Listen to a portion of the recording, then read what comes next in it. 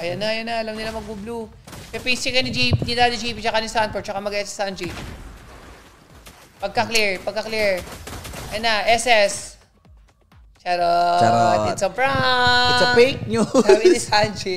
Wala na guys, hihintayin ito ng ano. Ay, ayun na. Ayan na. Sa ano ata? Sa top. Saan yun? Sa top nga. Saan? Sa top, sabi na eh. Oh my God! Huli si Kirby! Sabi na sa top eh. What the play? Pero ilang si Oy na bato rin ha. Hindi ka na wala, mamatay. GG na. Napatay na si dalawang ano eh. Kelra. Oh my God. I knew it. Pala. Sa top. TLPH! Savage! Wag na, talunin na lang. Sabi. Savage! Oy, wala. Di umabot. Hindi, wait lang. Isang bugo na lang si Oheb. Savage! Ay, hindi. Wow! Palo! Ang ganda ng SS. Palong-palo yun. Nice. Ganda. Si Kelra siya kasi King Kong pa yung nahuli. Solid. Grabe. Congratulations sa DLPH.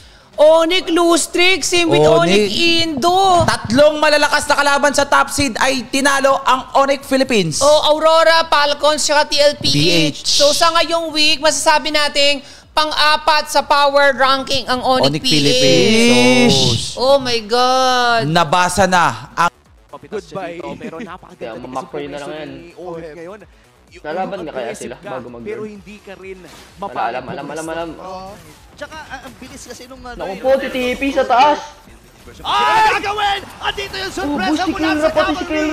And this time ay unti-unting tumutong pa ang Onyx Philippines. Dalawa na kagad na pabagsak nila si Bruce Mamay.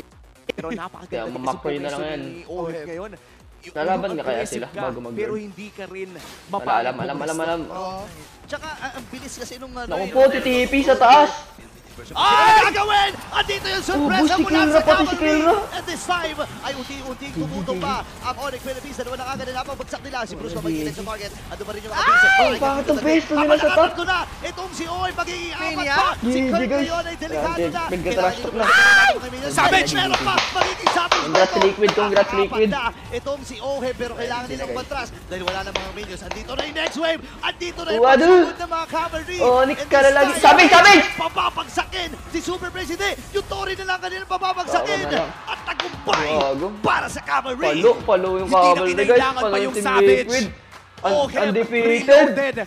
Parang RRQ guys. Team Liquid like RRQ guys. To be the sweep against the current world champions. Ang tagal pa lang yun eh. Oh my